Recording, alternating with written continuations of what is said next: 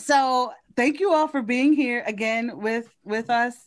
I'm super excited to be doing this interview with you all for the summer issue of the Cornell Report. The year is 2021, which is 22 years after the White Privilege Conference started at Cornell. And so before we kind of dive into to how things look and how you all were able to pull this together, let's let the people know who you are and introduce yourself. And so I'll start off for us. We can just give our names, our hometown, our grad year, major, and like a Cornell highlight, like a quick Cornell highlight that just brings back really great memories that we can kind of talk about real quick. So I'll kick it off. Hey, my name is Heather Byrd Roberts. I am originally from Chicago, Illinois, graduated in 2009 with BSS. No one else understands what that means unless you're from Cornell, with a BSS in performance art. And I would definitely say one of my Cornell highlights was being able to direct for colored girls who have considered suicide when the rainbow was enough. In the theater department, and that was actually the first time they had an all-black cast on that stage, which blew my mind because it was 2009. So that was definitely a highlight for me while I was there. Eddie, you want to continue on with the intro? Yeah, Eddie Moore Jr. is my name, and I am a class of 1989 graduate of Cornell College. I also did a second tour at the college because I was an employee there as well. And for a couple of years, I was the director of Intercultural Life from 1998 to 2000, I believe. I got the dates right. And but my highlight, my days there, two things actually. One, I was a three-sport athlete, so I really owe a lot to Cornell being able to not only be a student, but also be a student athlete there, where you weren't able to do that in a lot of places. And one course at a time allowed that to happen. And then, of course, one course at a time, I mean, it's a big part of my just personal success, the way I organize, the way I stay calm at the deadline. I mean, I learned a lot of good skills under pressure during one course at a time that still stick with me today. So just some of those transferable skills that I picked up as a student that are still intact today are some of my fondest memories. Yes. Thank you so much. Laura? Yep. Laura Muma, formerly Gonzalez.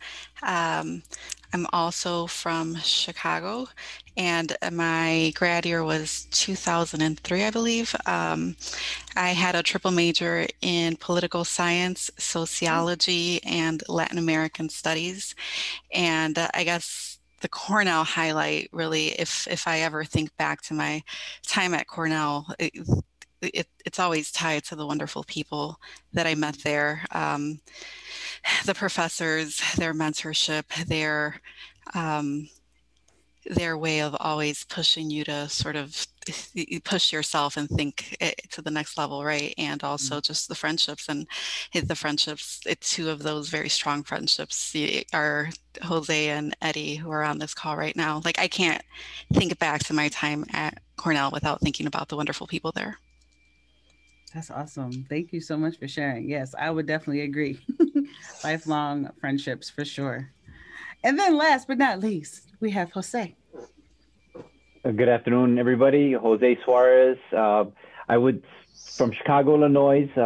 Actually, Laura and I went to the same grammar school, have known each other since kindergarten. So I think we were 5 years old when we first technically met. So we go way, way back. And Laura was like my ride or die at Cornell, and still a really strong relationship and friendship that we have today. I graduated in 2003. You're right, Laura is 2003, so we graduated, so we got to go back a lot of years. I double majored, political science and ethnic studies.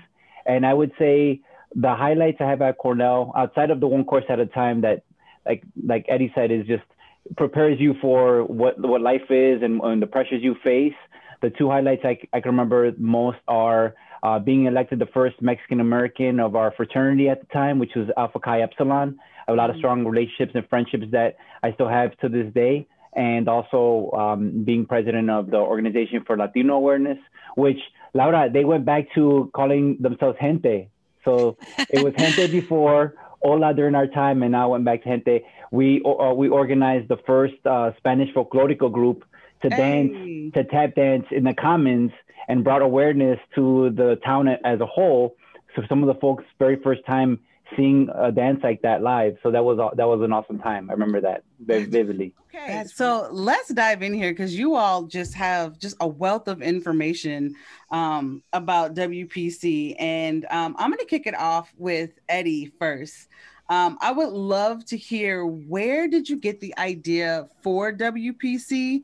And do you remember that moment where you said, I have to take the work that I'm doing right now to the next level? Yeah, I don't really think about it as like one day I woke up and WPC was there, but it was a culmination of things. One of them, though, most importantly, that contributed was my graduate work at the University of Iowa. So I was a PhD student. I was ABD when I took the job at Cornell. And so my coursework during that time was really focused on white supremacy, white privilege, and other forms of oppression. Every paper, every research project that I did. And so there were some great professors there telling us at the university, you're not doing diversity work if you're not exploring issues of white supremacy, white privilege, and other forms of oppression. I pictured myself, really being a professor someday, having that embedded into the way I was teaching and all of that, and really got the opportunity to apply to the job. And when I got the job, really it was about bringing programs, bringing events, having, creating opportunities so students can have a way to learn, and bringing other community members in, and even reaching outside of the community. And the job was really something I'd never really heard of. I really never thought I'd get paid to organize, conferences at a college. These jobs were relatively new at that time, actually. And so when I got there to Cornell, it was really a culmination of some of the study and feeling like I had gone to a lot of diversity conferences, but people were really picking those conferences because of the city, not really the content. There was nothing really pushing people. And so, yeah, I think when I look back 20 something years, I know I never thought, hey, someday I'm going to be the founder of the White Privilege Conference. I came to Cornell to play football. And so I also have to acknowledge something greater than me is a big part of this conference being real today, because it's a lot of key people, a lot of key things that I was involved in that played a role in it. But the actual kind of idea is something far greater than me that I never even imagined. And here we are 20 something years later, still going. Yeah. And I applaud you and everyone here just for even not knowing what this is going to turn into, being able to have the belief in, whether or not this lasts for 1 year, 10 years, or 50 years down the line, coming together and just pulling the resources together to pull something like this off.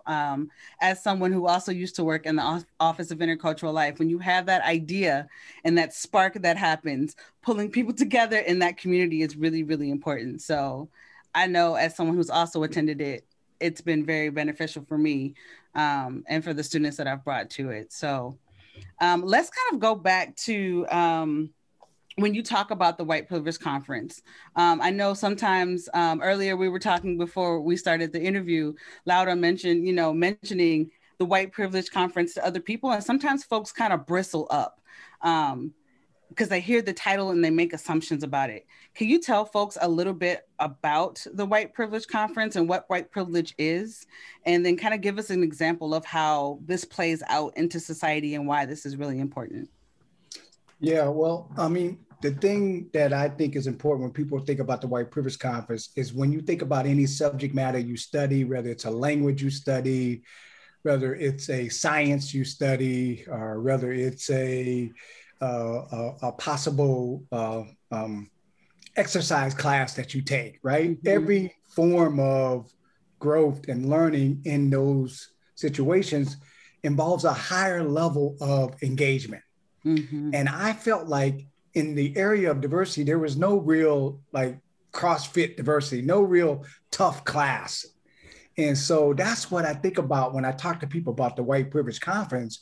It's really for people who want to do the work, who've been doing the work, but they also need to be challenged. And so when people hear white privilege, I want them to think CrossFit diversity or marathon, right? Like not anyone can just jump in and do this. It does take a certain amount of training, prerequisites, some, experience before you get into the topic of white privilege. Now, what is white privilege? I mean, simply put, it's a perk. It's a benefit. I mean, you just get rewarded simply because you're white. And because we live in a country that was started with white, such a significant part of it, laws were organized around it, advantages and opportunities were given because of it. And so when you have hundreds of years built in that direction, when you show up white, then you get a perk around that. It's like being a male. I mean, there's male privilege in America. I mean, simply because Jose and I show up as dudes, we get a certain acknowledgement, even present with the two of you in the same location. Now, we may have the same qualifications, we actually went to the same undergrad college, right? But we're going to be, just because of male privilege, often assumed to have a different level of competence.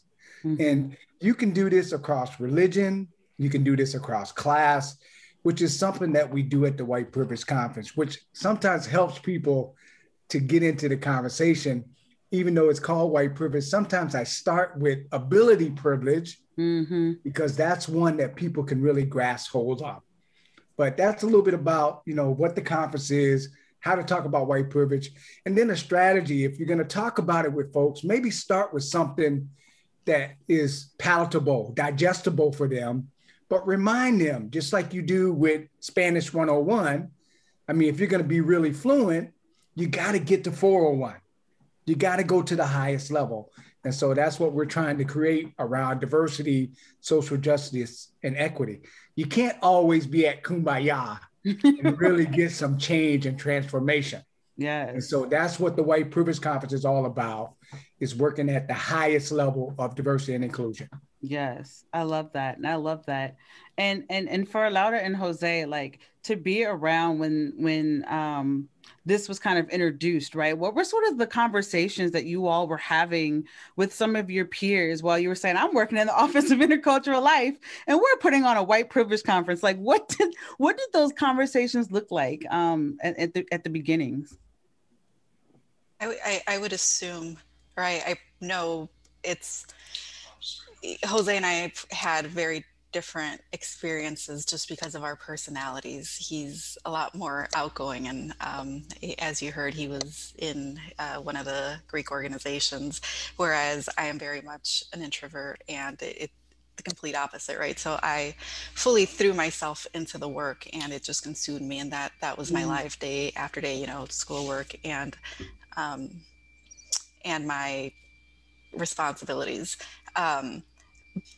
So I think my experience with people was different in that they saw me more as an agent of the office. And I'm very familiar with sort of the reaction of people being like standoffish, not interested, or just defensive, and immediately like closing off and not wanting to engage.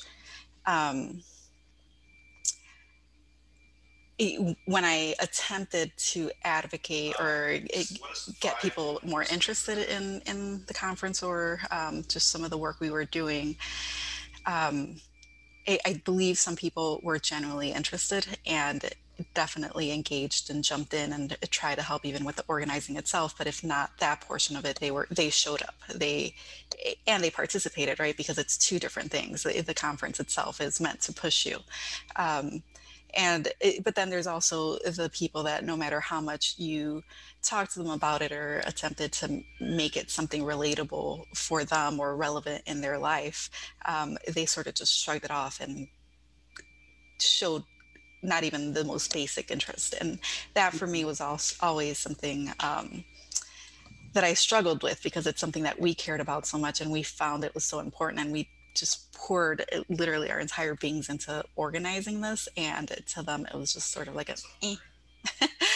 So that those are sort of the two, I think, reactions that were most common, like, this is awesome, this is amazing, what can I do? And eh. Yeah. Yeah. Jose, what about you? I gotta say that's spot on through Laura's assessment, and you have to remember there was a divide during the campus, because while we're at a liberal arts college, we're also in Mount Vernon, Iowa, which at the time Iowa was about 98%, 99% Caucasian. Around this time as well, you have the influx of migrants that are coming from Mexico that are being brought in to work in the meatpacking plants. So there was a real feeling, a tangible feeling of this racial tension all across the landscape. And here's Eddie with the white privilege conference, right? So it did ignite almost conversations that people weren't ready to have, but they were needed. They were much needed. Even around that time, they also enacted something in Iowa that they tried to pass called the English only law, where you could only speak English during that time. And if they caught you speaking a different language, you were either going to get fired or you were going to get, you were going to get disciplined. So the conversations I had in campus, and Laura's right, I was more of an extrovert. I was a bridge between the Office of Intercultural Life and the sports groups, the fraternities. I was into all sorts of things. I played sports. I like to have fun. I like Dungeons and Dragons. I'm like everywhere, right? So I got into a lot of different places. But when I talked about the conversation and I talked about the white privilege conference, the first initial reaction is like, what? Why do we need that? What is that? Why would you have it? And the simple fact that they were asking those questions to me meant that they were living a life of privilege, because they weren't experiencing what I experienced as Jose Suarez, Mexican guy on campus, and always being singled out. Laura as well. I think at that time we were one of the few people of color, so we stuck out naturally. And it went from a question of what it was to I'd like to engage more to I'm either interested or I'm not. So a lot of what we were trying to do, a lot of what I was trying to do is just trying to bring awareness to it and trying to bring allies to a cause that whether they wanted to participate in it or not, maybe they wanted to, but again, there was an overall, maybe a stigma towards it, or, you're either on one side or you're on the other. And it was more of a division. And what we were trying to do is just bring people together. Let's have the conversation. Let's start talking about it. That's step one. And from there, we can figure out, if we honestly do like each other or we don't like each other, whatever that is, but that's more on a personal basic level. The last thing I'll add is some of the people that I talked to and I met, it was the very first time that they ever met anybody of color, period. Mm-hmm. You had people that were coming from little Midwest towns. They had never even seen an African-American, a Mexican, even me getting my hair cut was an experience because my hair was just different texture than someone else. And the woman cutting my hair in Mount Vernon barbershop saying, your hair is puffy like a koosh ball. I've never cut hair like this before. And it was like, okay, so you have to remember where we were, the people that were around, and it was very, very siloed. But we were on the forefront of that battle. Yeah, and I love. So two things are kind of bouncing around in my head right now. One is the idea of this step one. You got to be willing to have the conversation to just kind of engage where people are. And I think there very much is, there is an explanation that's very clear when you have to explain what privilege is. That just lets us know that folks are not in that space, which means we need to have that conversation even more. And so the question that pops into my head is, thinking about 03 until now, have we evolved from that step one as a whole? I know there are pockets of people in places, right? But are we in step one or are we in a different step? And what does that kind of look like? and how does either Cornell structure or WPC or just professional lives, how does that kind of play into those conversations? My opinion, the needle has been moved just because you do hear these conversations being had more, and there are more headlines that address the issues. I think if you bring it more on a micro level, not as much, because we're still having the exact same conflicts, and a lot of people just don't understand, or again, immediately are offended by the fact that we're even raising these ideas or issues as something that needs to be discussed. Mm-hmm. Yeah. Yeah, I'll say quickly. I think Jose hit it on the head. I mean, really, when we were encountering people at this time, they were at such a one-on-one level. I mean, just barely any real engagement around these issues, and definitely the people of color who were, at the real, catalyst point of sparking, inspiring, trying to encourage some of these conversations. So now, yes, I mean, people have Black friends now, Latinx friends now. I mean, they may be even in relationships very differently than what they would have been 20 years ago. So I think we have to give some acknowledgement there. But I think with what Lada's saying as well, to me, that's just not enough in 2021. When we look at the disparities, the inequities across many populations of people's living condition. I mean, just basic living wage as an example, but we can look at so many other areas, educationally, wealth, healthcare. And not only are the gaps the same as they were back in 99, they're even wider or wider, depending on which adjective you want to use. They both are true. And so I think this is where the work is left for us over these next 25 years. We got more conversation, but are we really seeing transformation? Exactly. Yes. Yes. And thinking about just that conversation of privilege and not really understanding how that plays a part. We heard about like Jose getting his hair done and the hairdresser saying, "Oh, your hair is so poofy." Like that's not something that a lot of people think about or have to deal with. And so I'm really curious about other examples of just situations that folks were in on campus that would speak to privilege, hair being one of those things. Where do you get your hair cut? What are some other examples to kind of help break down why these conversations are so important? I'll jump on that one, Heather. And the reason I'll jump in on is because, we ask if we've advanced at all. And, to Laura and Eddie's point, we have advanced to a certain point. However, I've graduated 22 years ago from Cornell. We always talk about the racial issue and getting the haircut and fitting the hair, having different skin color, and maybe getting a watchful eye against you, when you're in the store, just being monitored a little bit closer, things like that. Now, while we thought that we were making progress and we were fighting for the cause and getting somewhere, I believe, on a political scale, societal scale, when Obama was in office, things were real, I think, smoother on a racial front, more unity.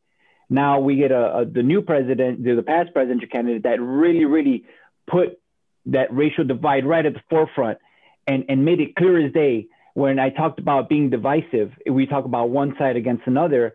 I think it's clearer today that there is a side here that this particular conference, this particular movement, this particular conversation can really help those folks expand and become more conscious and more understanding of who we are, because a lot of it is driven through ignorance, in my opinion, is just not understanding who we are, where we're coming from, and a sense of privilege of we were here first, these are our resources, this is not for you, this is ours, and it's a us against them mentality. But in the end of the day, we're all human beings, we're all coming together, and just the experiences of being at a place where you're kind of like a fish out of water. I think we talked about this, Heather, offline, is like you almost feel traumatized a little bit when you're in an environment like that, because so many people are looking at you, so many people are judging you. They're making false assumptions of you, which is in a situation, an environment like that, you prefer to be somewhere in a city where you're around your community, you feel more comfortable, you feel more like yourself, which is one thing I always took away from my time in Mount Vernon, Iowa, was I always have to be on my best behavior. I always have to show my best self. I always have to hold myself and be a beacon, a role model, because this might be the first time and only time that they interact with somebody of color. So I have to make it a positive experience. So those are some of the things that I took away from my time there. And it still holds true. I try to hold myself to that standard even till this day. Yeah. And that's a heavy burden to walk around with, to feel as if you have to be a representative for an entire group of people. Because if something happens where we're human, you know what I'm saying, and something, just happens where the whole group goes down for it. And that's a whole separate conversation. But yeah, I just felt that burden of that statement just in itself. Yeah, and keep in mind, Heather, the White Privilege Conference was an extension of the Diversity Office. I mean, we did a lot of phenomenal things there in our 2 years there. I mean, we brought some historical events, some historical people. I mean, I think to Jose's point, sometimes it was our office helping people to see who they were or who they could be, really valuing their excellence, their genius, and really helping them to see where they could be in 10 years, 20 years, I mean, which is evident on this screen. But I can, clearly remember, people on that campus not wanting this event to happen because of the name of the conference. Yes. Right? Thinking that we're going to be bringing danger, right? We're going to be bringing harm on the name. And that's one of the things that's really key about an organization hosting an event like this is it lets the most privileged, it shines the spotlight on the most privileged and really doesn't let them off the hook, at least for the time it's there. Because it's hard to be, can you imagine now Cornell is 40,000, 50,000? There's some real privilege there today. And I think the thing that the conference was also doing is really, for those who wanted to engage, showing them that they have some big responsibilities. If you have a lot, you should be doing a lot. You should know about the access, the opportunity, the privilege that you possess. Not to say that you're bad, but to say you can do some really good things once you're leaving here. And so I think that, by and large, I think and hope most people feel that and think that when they look back on the conference. But in different ways, Jose more outgoing, faced that kind of resistance in a different way. Lauda, of course, being, just that quiet, just brilliant, intense force that's, around the office, helping all of us to kind of really see where sometimes, Jose and I are really open and forgiving. It's good to have a woman of color to say, nah, that's some BS right there, right? So Lauda was really great helping us to really, be kind of siphoning out some genuine folks. And so it was a great combination of people and personalities together. I was a young professional. That was my first professional job. And so I think these, both of them did so much for me as well as a young professional, really supporting the ideas that I had, because we did some bold stuff in those 2 years. We really did. Yes. And kind of going along those lines, I'm really curious about what sort of lessons did you all take from that experience? So many. That's a big question. It was 22 years ago. That's like a lot to think about. But like, I think a lot of what happens in our undergrad years definitely plays out in who we are as professionals as we get older and learn more. So yeah, just thinking about that question a little bit. What can you tie back to that moment? I would say, when we were at a time when we were maybe made to feel that we should hide who we are and our identity and try to conform and fit in, I think Eddie and the Office of Intercultural Life really gave us the strength to say, no, this is who we are. We're going to embrace who we are. We're not going to change. We're going to, if it's okay to put it in your face, we're going to put it in your face, because why should we hide our cultural identity? Why should we hide the music that we like, the food that we like, the culture that we should bring in? So I believe that they really gave us a platform where you knew Eddie had our back. Laura, she had my back for anything that I did. And, any type of event or cultural, let's say, holiday that we put on through the Organization for Latino Awareness, we knew that they were encouraging of that, and they wanted us to bring awareness, and that was okay to bring awareness. So they, the lesson learned is, instead of hiding who we are, fully embrace who you are and use that as a strength, as opposed to trying to make it a weakness where others might say, well, you're different because of that, and different is bad. Different is not bad. Different is good. And now in this era of diversity, equality, inclusion, we're starting to understand that being different is actually a good thing, and it should be rewarded, should be celebrated, and it should be nurtured. And that's what I believe the campus and individuals like Eddie and a couple others, Crystal Clark was a big advocate of that as well. So that's what I take away, is that I embrace my difference, and that's the lesson that I learned as of today, is using those differences as strengths as opposed to weaknesses. I would take it, that's absolutely true, right? So both Jose and I, we have very, very similar backgrounds. We are Latinx, Mexican American. And my father's Puerto Rican, but Latinx backgrounds, inner city backgrounds. I don't know what the proper phrase is. Not wealthy, but struggling financially, right? We definitely had challenges on a financial front. But we both also grew up absolutely immersed in our culture. Our school itself, I tell my kids, like, Spanglish was normal.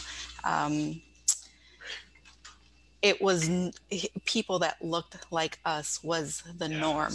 And then going to high school in Chicago, it was very similar. And then finally going into this like twilight zone that was a small town in Iowa, right, where you absolutely stick out like a sore thumb.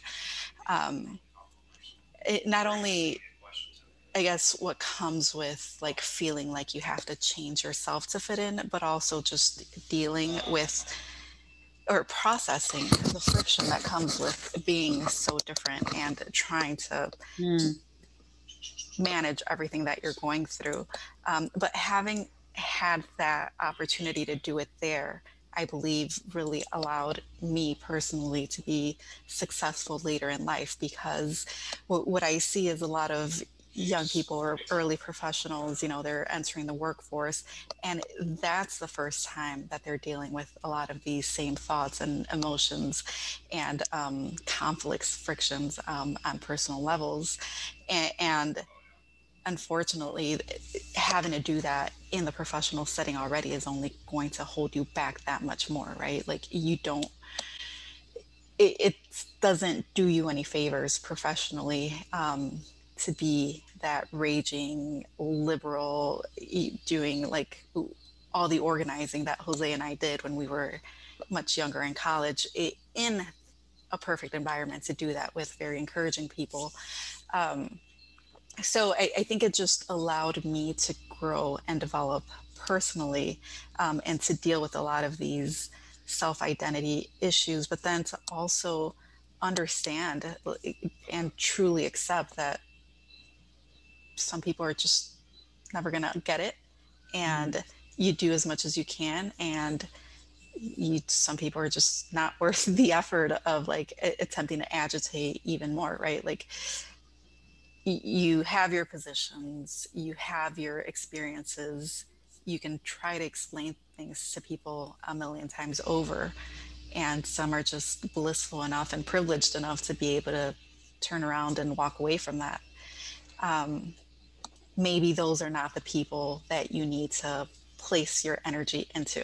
Mm-hmm. And I think that idea can be applied to a lot of things in life. It's very much founded on the statements Jose made, but I think taking it more like on a interpersonal level, and how that helped me develop and grow as an individual, and how it's helped me be successful later in life. Yeah. Yeah. Oh my God. Yeah. Talking to you all, I'm like seeing how 20 years ago you all were probably able to work together, and like how you all were able to level each other out. And it's just, it's really beautiful. Like, it's Well, just really let me beautiful to see. let me add this, Heather, because I did learn something as a young professional working with these two brilliant young folks. But first, let me say this. The one thing as a young professional that I would say to all young professionals that I learned as a lesson for life is never let somebody put out your fire, Mm. especially if it comes to you while you're Yes. sleeping, Yes. right? The dream of the White Privilege Conference was not my dream. It wasn't my idea. It came to me. Mm. And listen, I said this earlier, y'all. I remember. Now, I don't know if I ever shared this with Lauda and Jose, but I remember being called into someone's office at the college. And they said to me, if you have this conference here, nobody's going to come. Hmm. And they said that mainly because of the name of the conference. And you know what? I think they really wanted me to be successful. I didn't really take it as they were trying to be like some nasty, vengeful folks, that they were really looking out for me as a young professional. Mm-hmm. But I mean, literally, that could have just took that idea that I had that came to me.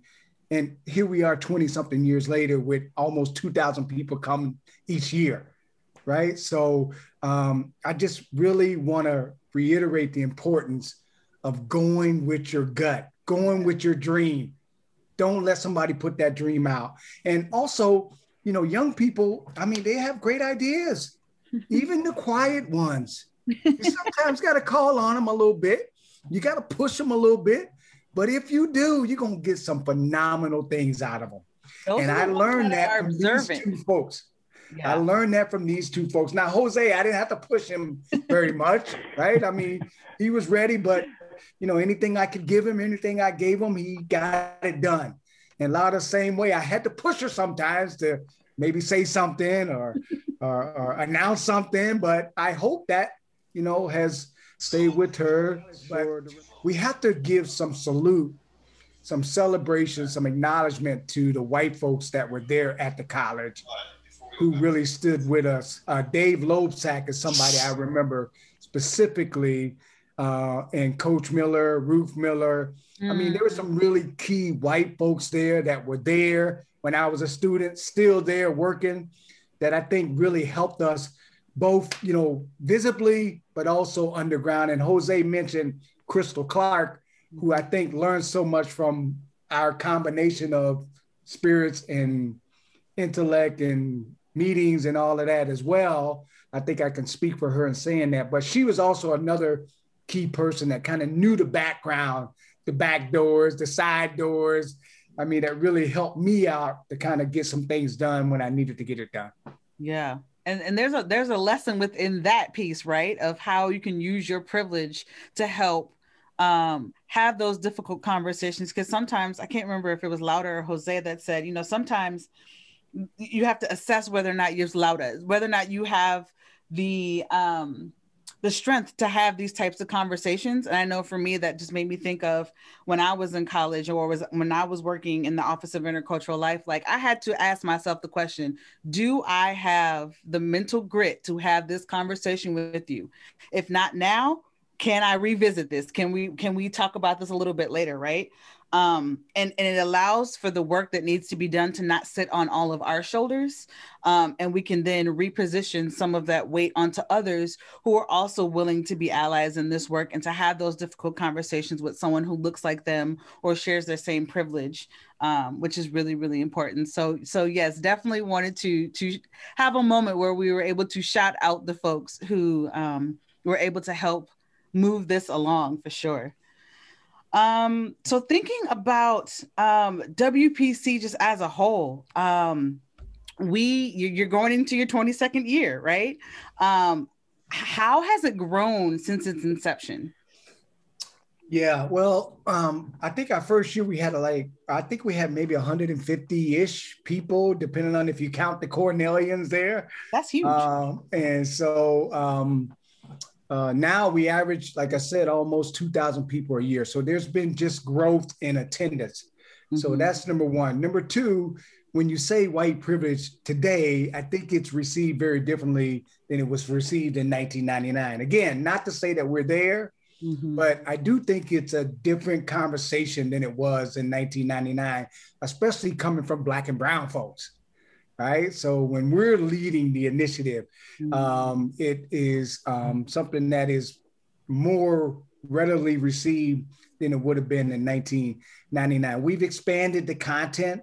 So even though we still stick with White Privilege Conference, that's really the focus of America being started by white people for white people. We also, make sure we get into all other aspects of privilege a little bit better than we did in our initial beginning.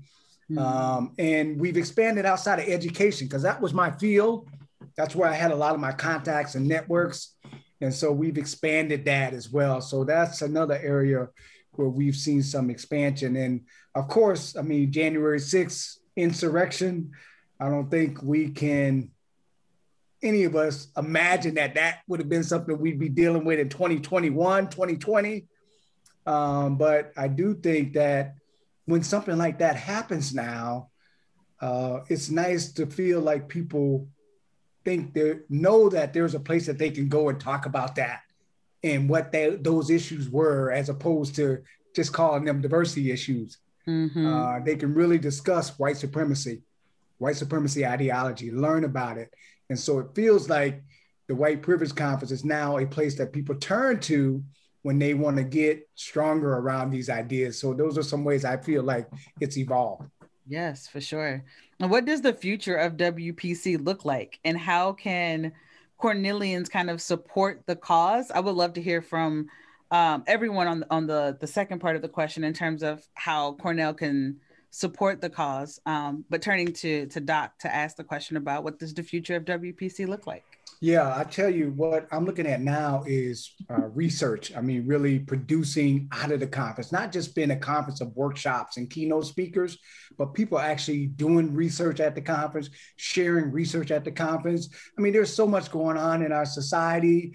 I think we just saw a little bit of a fun kind of off the cuff topic with Billie Eilish and Megan Thee Stallion, right? Not sure if y'all watched the Grammys, but Billie Eilish said, I shouldn't even won this Grammy. It should have went to Meg Thee Stallion. I think I'm saying that right. My thing is, at the conference, I'd love to be able to ask that question, right? Whether it's a pop culture question or whether it's a question around, Breonna Taylor or Ahmaud Arbery and whether or not there'll be a guilty verdict, right? So I think really using that platform as a way to look at what's going on in our society and really hear from some people is something that I'm thinking about in reference to the future of the conference. Also growing future consultants, future scholars around the topic of white supremacy, white privilege, and other forms of oppression, to go beyond diversity, looking at anti-racism, to have white privilege be almost like a training camp, a training ground for people who are interested in this kind of environment. Because I feel like now we're past the stage of saying to people, the White Privilege Conference is a good place to be. I think now people say, okay, what's going on there? What can I get out of there? When is it? Where is it? As opposed to people saying, oh my gosh, white privilege, what is that? We still get some of that, but now we're looking at how to contribute back into society over these next 25 years and continue to be creative and innovative and looking at, really being one of the places and spaces that impacts the nation, if not the world, when it comes to white supremacy, white privilege, and other forms of oppression. That's the future, the next 25 years.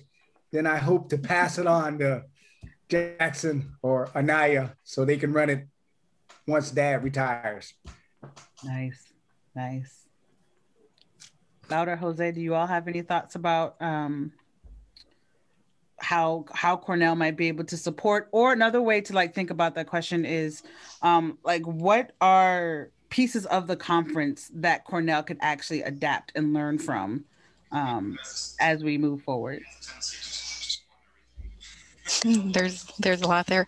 I mean, how can people support? I mean, showing up financially or advocating. I think Cornell is really a great place for helping people sort of develop a lot of these thoughts and ideas. It's a great place for like exploration and conversation. It really is, because you're sort of like isolated in the middle of nowhere, right? And it's not easy to get away. So having Cornell be advocates of this wonderful conference, a movement that they helped found, I think would be amazing if they can hold it up as a flag of pride.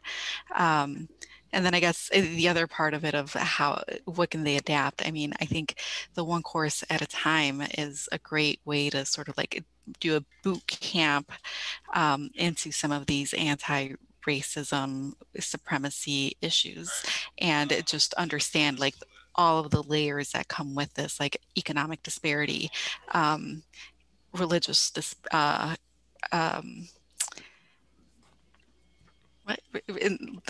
you know, like racism, but for religion, intolerance.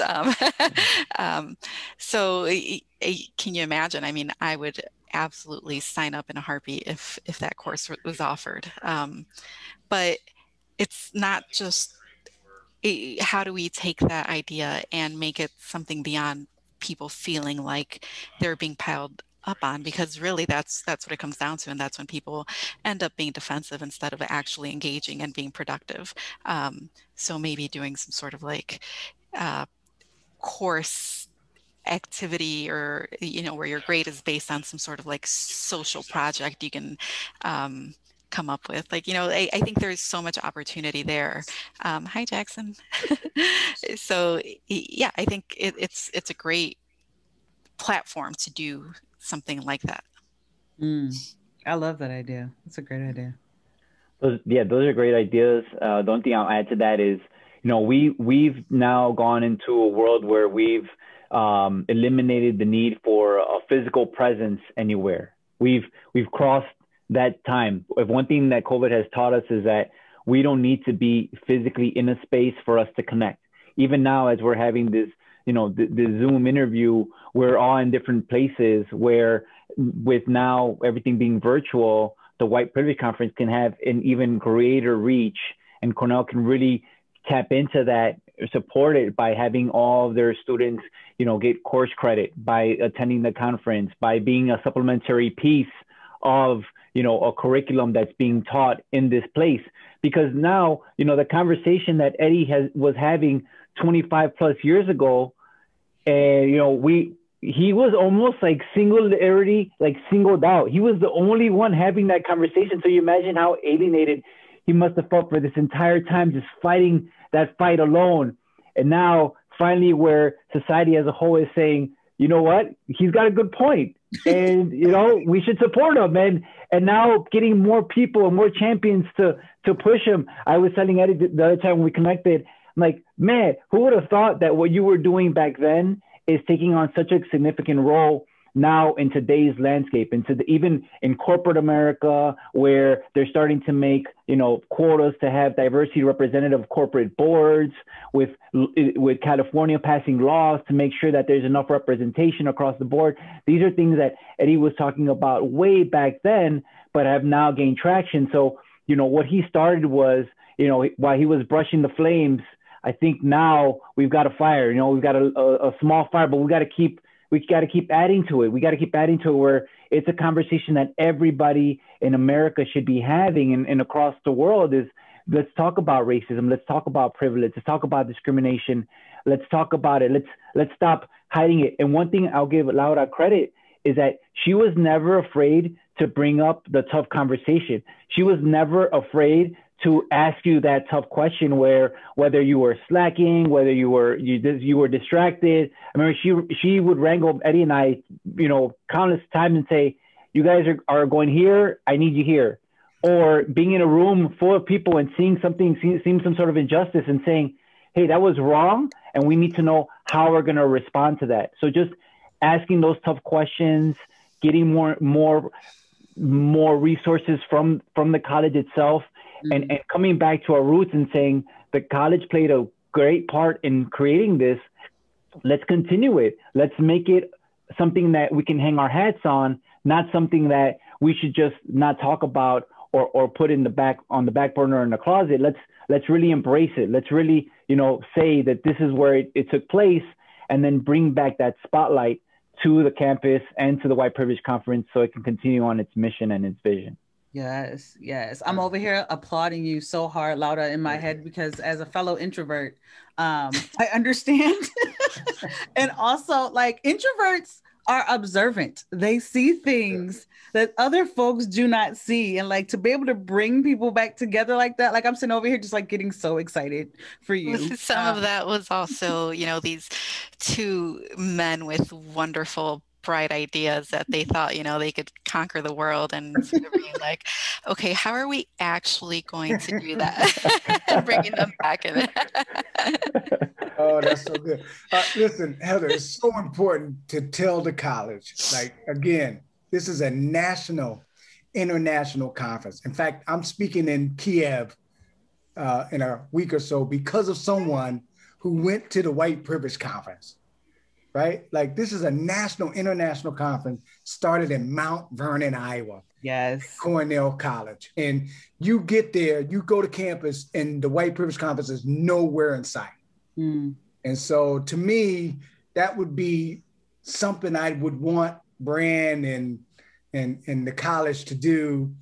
What we were able to do there together as a team is something that's known around the world. Yes. But you go to campus and you see no signs of it.